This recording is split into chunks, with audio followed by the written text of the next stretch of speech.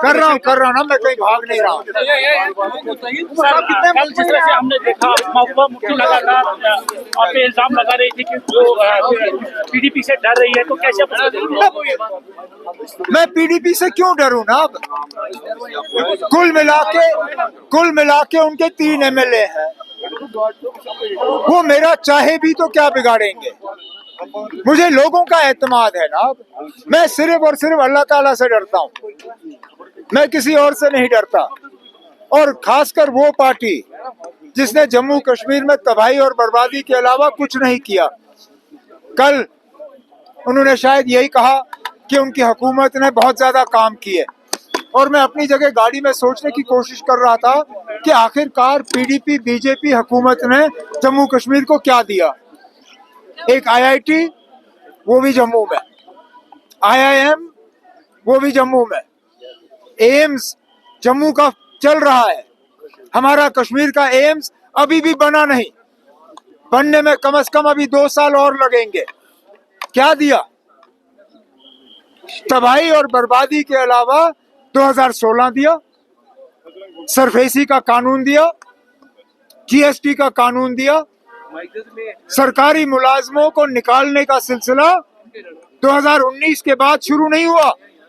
PDP BJP की हुकूमत में सबसे पहले दस्तखत करने वाली महबूबा मुफ्ती साहिबा थी, जिनके ऑर्डर के तहत सरकारी मुलाजिम जो है उनको नौकरी से बेदखल किया गया।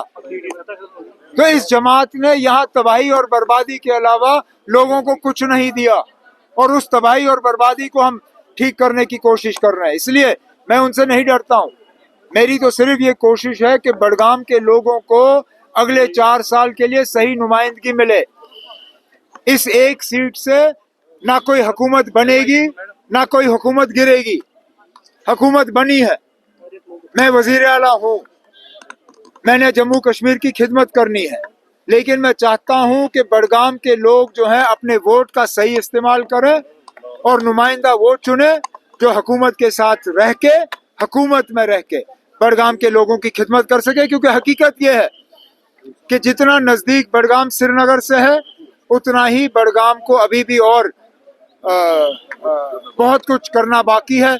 और जैसे मैंने जगह जगह कल परसों से मैं कहता आया हूँ, मेरा पूरा इरादा है कि आगा महमूद साहब के साथ मिलके बडगाम को एक मॉडल असेंबली हल्के के तौर पे हम डेवलप करेंगे। आज लास्ट दिन है इसका मुहिम का, तो क्या उम्मीद लेकर आप यहाँ से जा रहे हैं? आप इलेक्शन लड़ रहे हैं, जीतने की उम्मीद के अलावा और कोई उम्मीद हो सकती है?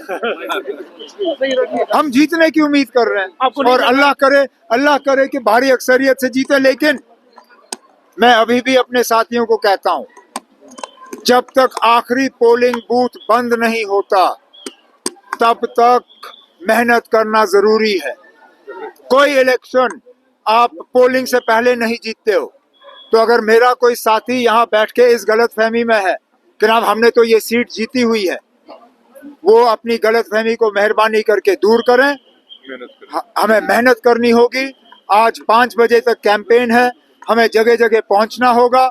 उसके बाद हमें अपनी वोटिंग की स्ट्रेटजी तय करनी होगी ताकि ज्यादा से ज्यादा वोटर जो है पोलिंग बूथ में आए और नेशनल कॉन्फ्रेंस के हक में वोट डालें। आपको नहीं लग रहा अगर रोहला साहब इस कैंपेन का हिस्सा बनते तो नेशनल कॉन्फ्रेंस को लेकिन आप कोई उनको मजबूर नहीं कर सकता। उन्होंने जर्मनी जाना पसंद किया, चलिए ना, वो जर्मनी में बैठे हैं। शायद जर्मनी की हवा उनको यहाँ बडगाम की हवा से ज्यादा बेहतर लगती है। हमें बडगाम की हवा ज्यादा पसंद है। हम जर्मनी जैसे जगह जो है घूमते नहीं हैं। हम बडगाम में है, अपने लोगों के दरमियान है, अपनी लोगों की बातें सुन रहे हैं, अपने लोगों के मुतालबे हल कर रहे हैं। लोगों ने हमें इसलिए चुना, जर्मनी बैठने के लिए नहीं चुना है।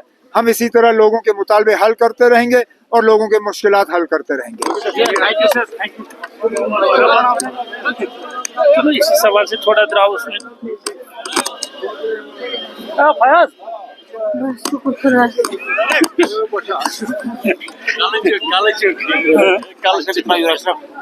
Kalecik.